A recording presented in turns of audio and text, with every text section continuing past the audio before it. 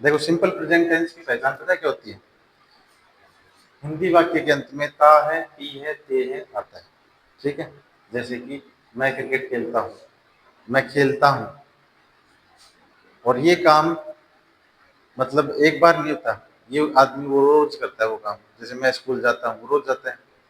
मैं खाना खाता हूँ, हम रोज खाते हैं।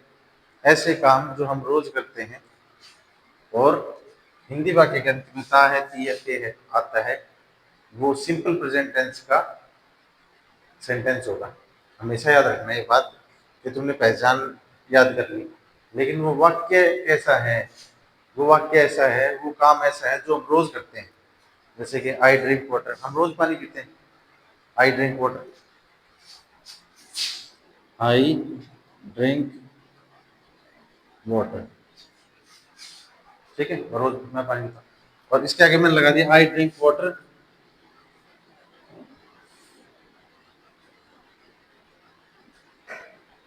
Early in the morning every day. यानी कि मैं रोजाना सुबह उठकर पानी पीता हूँ। मैं रोजाना सुबह पानी पीता हूँ। I drink water early in the morning. ठीक है, अब इसका शुद्धिकरण करूं। आई ऑलवेज, आई ऑलवेज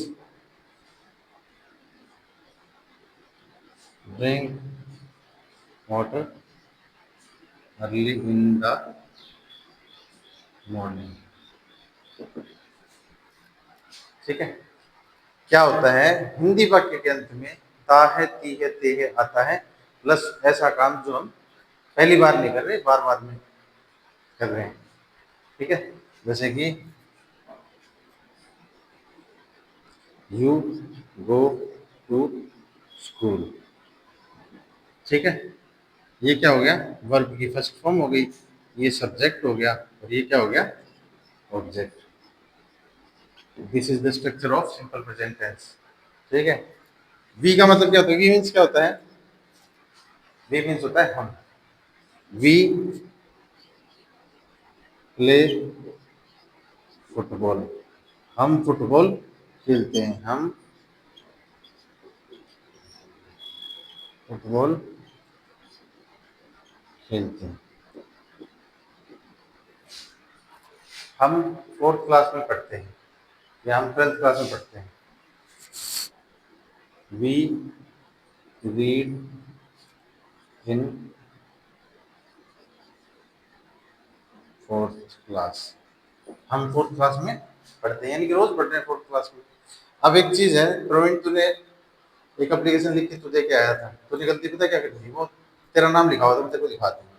उससे क्या होता है, हमेशा कोई भी सेंटेंस स्टार्ट करो ना तो कैपिटल लेटर से स्टार्ट किया करो। तुम लोग जो एप्लीकेशन दे करके आते हो उसमें मान लो यहाँ से शुरू कर दी, फुल स्टॉप हो गया, आगे भी स्मॉल लेटर से स्टार्ट करें, ऐसा नहीं करना है तुम्हारे को। कैप नया अगर फुल स्टॉप लग गया ना तो नया सेंटेंस स्टार्ट होगा तो हमेशा कैपिटल लेटर से स्टार्ट होगा। ठीक है, दूसरी बात, तुमने मान लो बीच में कोई चीज लिख दी, यहाँ से सेंटेंस स्टार्ट कर दिया, नहीं यहीं से सेंटेंस स्टार्ट करो। हाँ, पैराग्राफ चेंज करना है, यहाँ से सेंटेंस कंप्लीट हो गया, फिर यहाँ से तुम पैराग्राफ कर सकते हो, लेकिन दाएं बाएं बढ़ाने से कोई मतलब नहीं, लिखने का एक तरीका होता है। ठीक है, ये हो गया सिंपल प्रेजेंट टेंस के प्लूरल के एग्जांपल्स। अब आ जाओ singular plus third person, singular plus third person, he she it और एनी नेम। ही को यूज करते हैं हम किसी पुरुष के लिए, किसी लड़के के लिए। शी को यूज करते हैं किसी लड़की के लिए, मतलब इनका ही होता है वह। वह किसके लिए, पुल्लिंग के लिए, लड़की के लिए, आदमी के लिए। सी मीन्स भी वह होता है, ये भी हम किसके लिए यूज करते हैं, लड़की के लिए। इट का यूज किसके लिए करते हैं, इट का यूज करते हैं हम नॉन लिविंग थिंग्स के लिए, यानी कि निर्जीव वस्तुओं के लिए, निर्जीव वस्तुओं के लिए। फॉर एग्जाम्पल,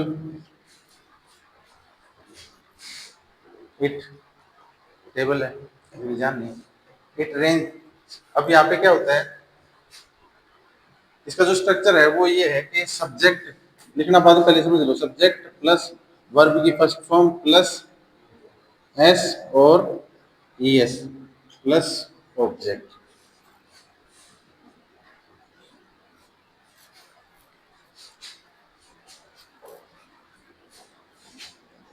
ही रीड्स इन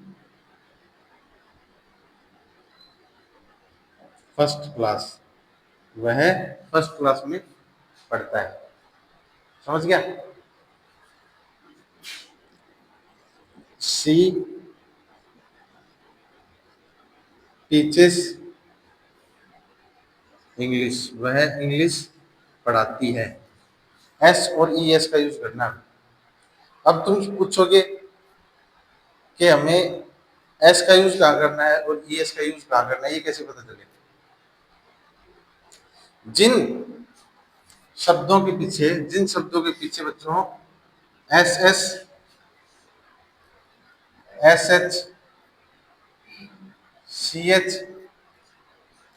और ई एस अगर ये है ना, तो हमें क्या लगाना है? और हाँ, ही सी इट है, और उसके साथ में कोई ऐसी वर्ब आ रही है जिसके लास्ट में वर्ब के लास्ट में S S, S H, C H, E S आ रहा है, तो हम क्या लगाएंगे? ई एस लगा देंगे। अदरवाइज हम क्या लगाएंगे? जैसे कि हमने रीड्स के पीछे एस लगा रखे हैं, लेकिन अगर ऐसी कोई वर्ब आ रही है जिसके पीछे S S, S H, C H, E S आ रहा है, तो हम, और ही सी इट और एनी नेम इनमें से कोई सा है तो हम क्या लगाएंगे? यस। ठीक है, याद रहेगा ना? आगे चलो। इट रेन्स, इट रेन्स, बरसात होती है।